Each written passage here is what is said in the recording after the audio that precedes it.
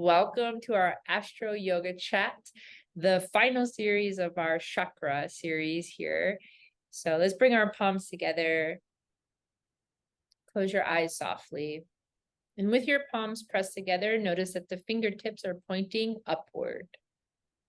And bring your awareness now to the crown of your head, to the skull, and just to the tip of your skull. Relax your eyes and your forehead.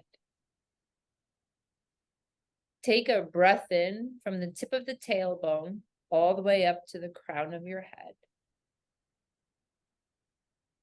And then you exhale from the crown of your head down to the tip of the tailbone. Now I want you to imagine a beautiful illuminating white light. As you inhale from the tip of your tailbone, allow this white light to flow all the way up the spine towards the crown of your head. And imagine the white light is illuminating above your skull. And then exhale, draw that white light all the way down to the tip of your tailbone. Let's do that together one more time. On an inhale, the white light draws up the spine towards the crown of the skull, extends past the skull,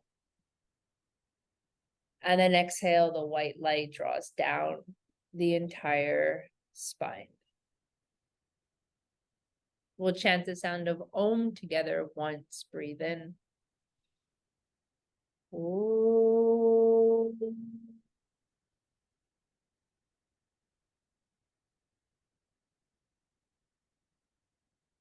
Bow your head towards your heart. Release the hands, lift up the head, breathe in, inhale, and exhale. Welcome, I'm Kate. And I'm Natalie. Hi. We are very excited to bring you the final series of the Chakra series for Sahasrara Chakra. And Sahasrara means thousandfold. And I'm sure you just guessed it. The Sahasrara Chakra is based right here, the crown of your skull. And it's depicted, so if you can imagine these beautiful pink lotus flowers that are continuously blossoming and blooming and coming out from your head.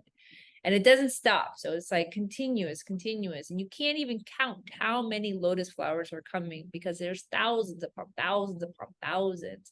And this is a beautiful representation about you and your growth and your expansion and how it just never stops. So they call Sahasrara Chakra that it's the master switch, awakening all the other chakras. So, yeah. It's a very interesting chakra. And what fascinated me most, this week while I was reflecting on it, that it is really, as you said, it is a master switch because it goes in both directions, right? So from now, we work the first, second, and all the way up, reflecting on them. What can you do? What poses, whatever, to activate them? We arrived here now in order to open up to what is above, like divine consciousness and all of that. But you have to have your crown chakra open actually in order to get ideas and manifest them into these realities. So it is actually, it's just a door that is open for both ways, for your life to actually work out, right? And it's a realization that, you're more than just this physical being here, right? Absolutely. There's one of Patanjali's Yoga Sutras that is associated with this chakra is Yoga Chitta Vritti Nirodha. Yoga means union. It means to bring together. A lot of some of the literal translation is to yoke. Chitta is consciousness. It's your mind. Vrittis of fluctuations, and Nirodha is quieting of the mind. So in order for us to continuously to expand and to grow and to experience more than what the mind can actually, I'm going to say, understand, we have to quiet down the mind and connect to not only just like our spiritual self, but our also in a way, like think of this Sahasrara chakra as your spiritual guide. It is this, you know, in order for us to be spiritual beings, there is this sense of having to release attachments, release our mind's way of trying to control things and always trying to figure things out, you know, keep things in its neat little place, you know.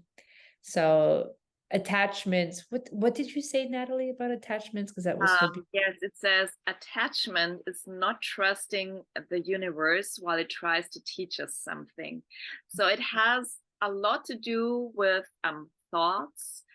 And it's also about, you know, this observer, like in yoga class, we often talk like, you know, observe your thoughts, observe what's going on. So like being reflective about what is going on, and your attachments, you know, they actually do reflect your belief systems, you know. So do I believe I'm more than this? You know, do I believe there's something else, or do I have belief systems that limit me here in this reality? And yeah, it's really interesting. And when we talk about observing and reflecting, you know, we link it to the moon. You know, the moon is, we call it a luminary. So sun and moon are the luminaries in our chart. But of course, the moon does not, you know, send out light itself. So it just gets the light from the sun and it reflects it. And it's also very receptive. So it has like all the female qualities in astrology. It's the mother, it's nurturing and all of that. So, and with reflectivity, of course, it is also targeting the mind. So in Western astrology, not so much, but in Vedic astrology, it does actually deal with a part of the mind. And in Vedic astrology, we also read the chart not only from the rising, which is like indicating more what your physical experiences are going to be like in this lifetime, but we also read it from the moon, because your emotional experience of life, you know, could be totally different than what the other things are, you know. So I mean, it rules Monday, it's ruling Cancer, it's at detriment in Capricorn, it's exalted in Taurus, it's at fall in Scorpio, the color is white. So we have a lot of things about the moon to say, but I think those words, being receptive and reflective, maybe also a little bit intuitive and fluid, really describes it very well.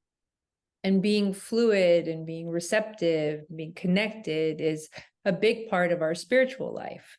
Yes. You know, your spiritual life is something where, you know, how do you practice being a spiritual, like we are all spiritual beings, as my teacher Yogi Charu will say, we're all spiritual beings living in a materialistic world. So how do we practice living a more spiritual life where we're more, we allow our faith in in the universe, in the divine, whatever you want to call it, right? So some of us will call it God, some of us will call it the energies, we'll call it the divine, we'll call it universe, whatever you feel, let's say, drawn to or more comfortable with. It's like how, you know, how we show up in our spiritual practice day after day after day, knowing that this world is very hard. It's a very hard place to be, and you can't necessarily prove it, right? So like, there's no like, you know, there's no like, oh yes, my mind says yes, if I believe in this, and this is what's, you know, this is what's true. No, you have all these things that are coming in to doubt. Like, oh no, does the universe have my back? I don't think so. Oh, is this going to happen for me? Oh no, I don't think so. This is a place when you're trying to walk your spiritual path, is that to understand that you're constantly expanding yourself, you're constantly growing, and you have to put trust into that light. that's in your life. You have to put trust. So when I think about the moon, I think about that, the like the light and how it's reflecting and being intuitive, is that you can't prove it per se. You can't you can't prove it, but there's something within you that it feels like your spiritual practice feels like you're coming back home. So that's why no matter if I walk in and I hear a spiritual teacher that's talking about God per se, and maybe in a way that I don't reflect my God as that, there's a connection there. And I'm like, oh yeah, there's something within me that just feels that it's true, that it's like truth. It's beautiful that you said the word home, because, moon belongs to Cancer. Cancer is actually the natural fourth house of home. So it really has a connection to the home. And when we talk about what is reality, it's a little bit like the movie The Matrix, right? So we live in this reality, but is it a matrix? Is there something that is behind that? Or is there more to it than you can see? So we talked about deficiency and excess in the last episode. So somebody whose seventh chakra is a little bit in deficiency would be spiritually doubting that there is something, would have belief systems that would not allow spirituality to exist. Whereas where you have it in excess, it also says that the mind is working too much. There's too much intellectualization and confusion, and so it's again about the balance. And what is also interesting, in this reality we have the thoughts to analyze things, but the thoughts are just a part of universal consciousness. They belong to consciousness, but consciousness is still more than our thoughts. That's really interesting. Very much, because what we are in, you mentioned the Matrix. Love the Matrix. I always talk about the Matrix in my teacher trainings, because that's we want to get to that point at that last scene where all those bullets are flying at you and you're able to slow it down and realize that this isn't going to hurt me, and you just push them off to the side.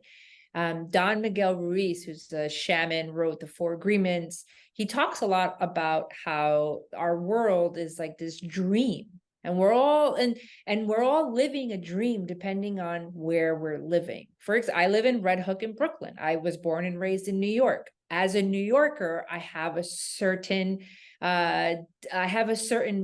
downloaded experience within me, culturally experienced, because of what I've witnessed, right? How I've been raised, what is acceptable, what is not acceptable. You are in Austria. There's a different way that you've been raised culturally, even with foods that we eat, or what we, however we describe our spiritual practice or God. Being a spiritual person is being able to expand yourself. When you think about these thousands upon thousands of beautiful flowers that keep blossoming from you because you never stop growing and expanding, is recognizing that your reality is your reality. I mean, you can't even, your mind, if we're only stuck in the mind, and we're just going to, it narrows everything down, and we just kind of see whatever's in front of us and whatever that program, dream, whatever that is. And if we can see past that, and we can attach, we can now connect ourselves to the, like you mentioned, the universal consciousness. Woo, that's a whole different game. Yes. Do you know the book Dying to Be Me, Anita Morijani? No, I never heard of it. It's a very interesting book about an NDE, and she explains it in her book. It's like when you're here on Earth, your awareness is like you're in a warehouse and you have like this tiny flashlight and it's a point, and that's all you see. And when she died for a few minutes, whatever, all of a sudden there was light all over in the warehouse, and you saw like 360 degree of everything. So yeah, I mean, when you say like we have this certain awareness, our thoughts are so much like our programming, right? So it's about expanding our thoughts and opening up to so many possibilities. So what would you say, like, I mean, maybe we can do headstand for that in the physical practice, but it's so much about meditation, right? Yeah, I mean, it's you know, I mean, headstand, of course, because like that literal. Mercury retrograde. So we're now back. Kate, we just talked about headstand, right? Like, how can we work on our seventh chakra?